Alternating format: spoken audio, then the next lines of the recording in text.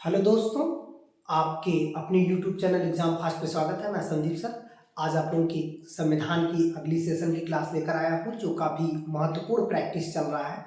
जो भी अभी आप प्रैक्टिस सेट नहीं देखे हैं, हम लगातार पिछली प्रैक्टिस सेट को देखते आइएगा। चाहे यूपी पुलिस हो, एसआई हो, आरओ हो या स्टेट पीसीएस हो, सभी परीक्षाओं के लिए काफ़ी महत्वपूर्ण होने वाला है। जो आपका इसी प्रैक्टिस के माध्यम से आपका संविधान पूरा तैयार हो जाएगा।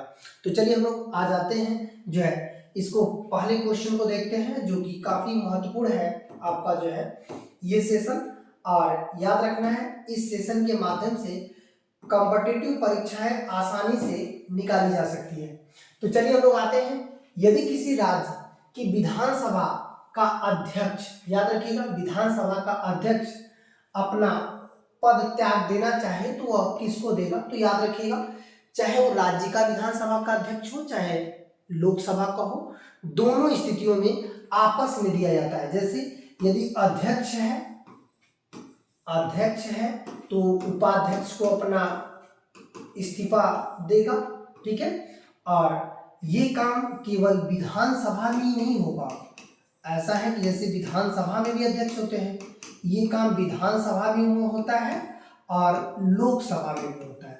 लोकसभा दोनों में होता है कि दोनों कंडीशन में ये अपना इस्तीफा इनको देते हैं और ये अपना इस्तीफा इनको देते हैं। तो अब आपको ये समझना है कि हमेशा अध्यक्ष किसको देता है? उपाध्यक्ष को। तो यहाँ पर देखिएगा, मुख्यमंत्री को देगा, राज्यपाल को देगा, उपाध्यक्ष को देगा या भारत के राष्ट्रपति को देगा। तो इसका सही आंसर क्या हो जाएगा? उपाध्यक्ष को देगा। चलिए अगले सेशन को करते हैं, अगले क्वेश्चन को। यहाँ पर बिना विधानसभा का सदस्य निर्वाचित हुए कोई मंत्री किस समय तक अपने पद पर बना रहेगा? देखिए यहाँ पर टाइम पूछ रहा है।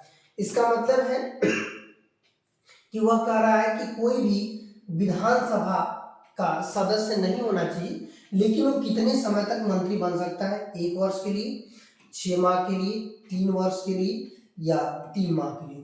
तो याद रखिएगा 6 माह के लिए जो है वो मंत्री बन सकता है। 6 माह के अंदर उसे किसी न किसी सदन से जो है सदस्यता लेनी होगी, चाहे वो उच्च सदन हो चाहे वो निम्न सदन हो, लेकिन उसे किसी न किसी सदन से जो है सदस्यता लेनी होगी। याद रखिएगा ये काम विधानसभा में है, जैसे विधानसभा में, और विधानसभा में यदि मंत्री बनने हैं तो उसके लिए ऐसा करना है, ठीक है। और यही काम मतलब कि वो उच्च सदन से भी चुन करके आ सकता है और निम्न सदन से भी, ठीक है। किसी भी सदन से 6 माह के अंदर चुनना होगा, नहीं तो उसे मंत्री पद से इस्तीफा देना होगा। यही काम आपका लोकसभा में भी होता है। लोकसभा में भी यदि कोई व्यक्ति जो है मंत्री बनेगा तो केवल 6 माह के लिए उसे फिर से उच्च सदन मतलब राज्यसभा से चुनकर आना ही पड़ेगा। जैसे आपने देखा होगा कि बहुत ऐसे भी प्रधानमंत्री रहे हैं जो राज्यसभा से चुनकर आए हैं, जिनमें आपने इंदिरा गांधी को देखा होगा, मनमोहन सिंह को देखा। ऐसे लोग जो है राज्यसभा से चुनकर ही जो है प्रधानमंत्री के पद पे बने रहे, ठीक है। तो चलिए हम लोग और आगे बढ़ते हैं, अगले क्वेश्चन को देखते हैं। निम्न में से कौन सा एक राज्य की आकस्मिक निधि की स्थापना के लिए उत्तरदायी होता है? जैसे जो राज्य में आकस्मिक निधि जो होता है वो उसके लिए कौन उत्तरदायी होता है? बात दूसरी हो रही है। यहाँ पर किसी राज्य का विधानमंडल, संसद, राष्ट्रपति, उपयुक्त में से कोई भी। यहाँ पर देखिए राज्य का पूछ रहा है, तो जब राज्य का पूछ रहा है तो जब भी होगा तो किसका होगा? राज्य का विधानमंडल होगा, क्योंकि आकस्मिक निधि रखने का अधिकार बात कर रहा है। अब ये क्लियर हो गया? तो चलिए हम लोग और आगे बढ़ते हैं अगले क्वेश्चन की तरफ। सभी क्वेश्चन आपकी परीक्षाओं के लिए बहुत ही महत्वपूर्ण है। ऐसे ही रेगुलर प्रैक्टिस करिएगा ताकि आपके परीक्षाओं में किसी भी तरह का समस्या नहीं आनी चाहिए।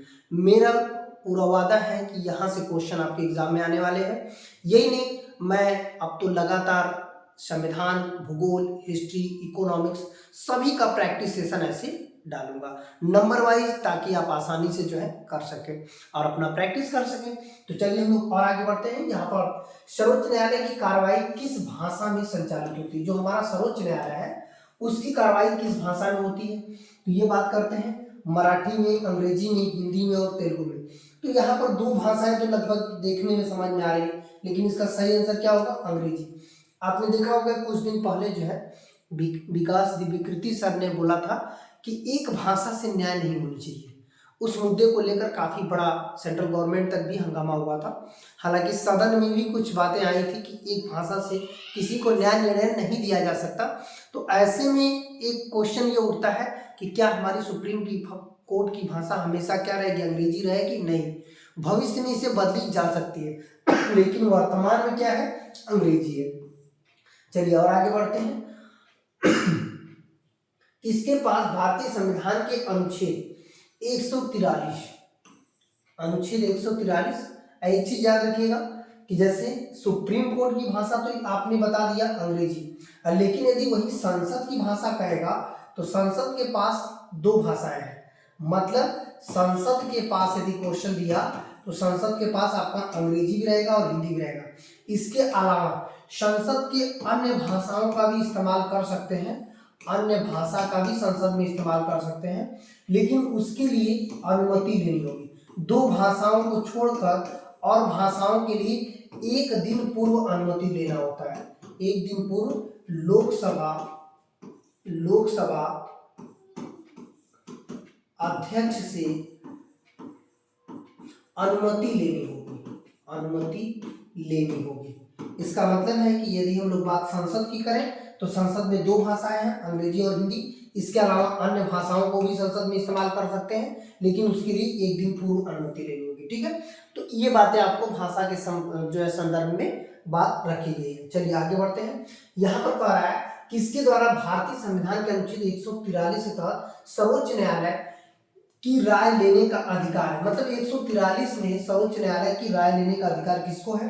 तो यहाँ पर दे रहा है भारत के प्रधानमंत्री, लोकसभा अध्यक्ष, केंद्रीय कानून मंत्री या भारत की जो है राष्ट्रपति। तो यहाँ पर भारत के राष्ट्रपति जो है ये ले सकता है, लेकिन मानने के लिए बाध्य नहीं है। 143 के लिए तहत जो है मानने के लिए बाध्य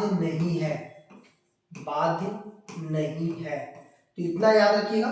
इसका मतलब वो मान नहीं सकता, लेकिन सुप्रीम कोर्ट का जो जज है यदि परामर्श राष्ट्रपति ले रहा है तो उसे देने के लिए तो वो बाध्य है, लेकिन राष्ट्रपति मानने के लिए बाध्य नहीं है। अब क्लियर हो गया? तो चलिए और आगे बढ़ते हैं अगले क्वेश्चन की तरफ। भारत में सर्वोच्च न्यायालय के न्यायाधीशों की अधिकतम संख्या कितनी होती है? तो यहाँ पर अभी तो अधिकतम की बात किया जाए तो 33 + 1 है, मतलब टोटल कितना हो जाएगा? 34 सर्वोच्च न्यायालय में न्यायाधीश है। और आगे बढ़ते हैं अगले क्वेश्चन की तरफ। अगला क्वेश्चन हो जाएगा कि भारतीय संविधान के किस अनुच्छेद के तहत भारत के सर्वोच्च न्यायालय की स्थापना हुई है? मतलब जो सर्वोच्च न्यायालय का गठन हुआ है ये किस अनुच्छेद के तहत हुआ है? 144 ये नहीं होगा, 134 ये भी नहीं है, 113 ये तो भाई है ही नहीं, 124 इसी में जो है हमारे सुप्रीम कोर्ट का गठन होता है और यहाँ तक कि न्यायाधीशों की भी नियुक्ति होती है। न्यायाधीशों की नियुक्ति प्रक्रिया इसका मतलब है कि जो न्यायाधीशों की नियुक्ति प्रक्रिया है वो किस विधि से है? कोलेजियम विधि। कौन सी विधि है? कोलेजियम विधि से हमारे यहाँ न्यायाधीश की नियुक्ति होती है। किस विधि से होती है? कोलेजियम विधि। पहले क्या था कि आपने देखा हो नया गठन हुआ था एनजेएसी, न्यायिक नियुक्ति आयोग होता था, राष्ट्रीय न्यायिक नियुक्ति आयोग, लेकिन इसे क्या किया गया? समाप्त कर दिया गया। इसे जो प्रधानमंत्री मोदी जी द्वारा लाया गया था, लेकिन अब इसे समाप्त हो गया। फिर से हमारे कोलेजियम पद्धति से ही जो है न्यायाधीशों की नियुक्ति होती है। ठीक है, चलिए आगे बढ़ते हैं। यहाँ पर हो जाएगा हमारे संविधान का अंतिम रूप से व्याख्या कौन करता है? इसका मतलब है कि हमारा जो संविधान है, चाहे मौलिक अधिकार हो चाहे कोई भी हो, उसका व्याख्या की जाती है कि इसको कितना पावर दी गई है। यदि उसकी पावर की बात हम लोग प्रॉपर करें तो ये कह रहा है कि ये भारत का सर्वोच्च न्यायालय अंतिम व्याख्या है, उच्च न्यायालय है, संसद है या राष्ट्रपति है? तो ये भारत का सर्वोच्च न्यायालय हमारे संविधान की अंतिम व्याख्या करता है। तो इसका सही आंसर जो है ए हो जाएगा। तो चलिए और आगे बढ़ते हैं।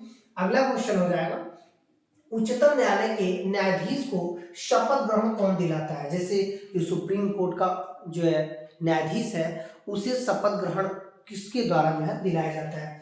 तो याद रखिएगा राष्ट्रपति द्वारा दिलाया जाता है। और राष्ट्रपति को किसके द्वारा दिलाया जाता है? इसी के द्वारा दिलाया जाता है। ठीक है, राष्ट्रपति को शपथ ये दिलवाता है और इसे शपथ जो है राष्ट्रपति दिलवाता है।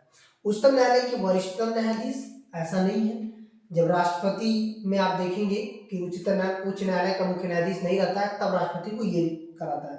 मुख्य चुनाव आयुक्त से कोई मतलब नहीं, मुख्य न्यायाधीश से जो है कोई मतलब नहीं, ठीक है। और आगे बढ़ते हैं, भारत के प्रथम मुख्य न्यायाधीश कौन थे? के.जी. बालकृष्णन थे, एम. पतंजलि शास्त्री थे, विजय कुमार मुखर्जी थे, या H.J. कानिया थे? तो यही हो जाएंगे, H.J. कानिया जो है भारत के प्रथम जो है न्यायाधीश थे। और इसके बाद हम लोग बात करते हैं, भारत का सबसे प्राचीन उच्च न्यायालय कौन सा था? याद रखना है कि जैसे भारत में जो है बम्बई उच्च न्यायालय, मद्रास, इलाहाबाद और कलकत्ता, इसमें से 3 उच्च न्यायालय, जैसे आपने देखा होगा ये 3 उच्च न्यायालय हो गए, ठीक है। 3 उच्च न्यायालय जो है ये बने थे 1861 एक अधिनियम आया था, और 1862 में इन तीनों उच्च न्यायालय की स्थापना की गई, 1862 में स्थापना की गई।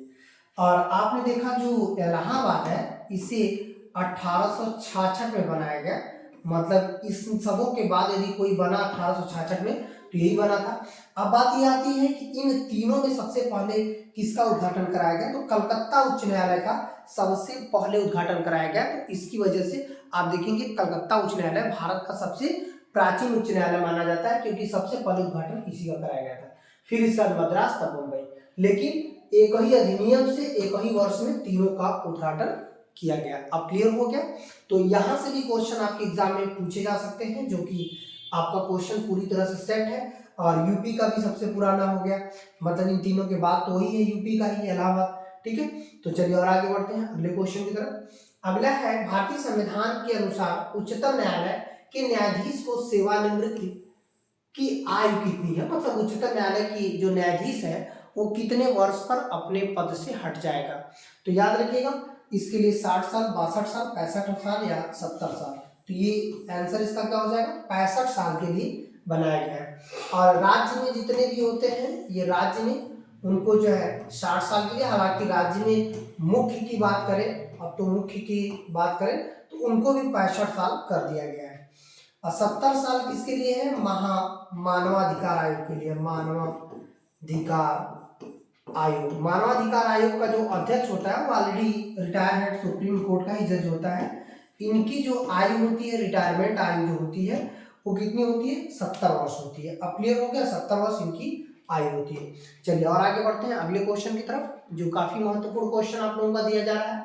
सर्वोच्च न्यायालय का न्यायाधीश अपना पद किसे त्याग दे सकता है? इसका मतलब अपना पद जो त्यागता है वो किसको देता है?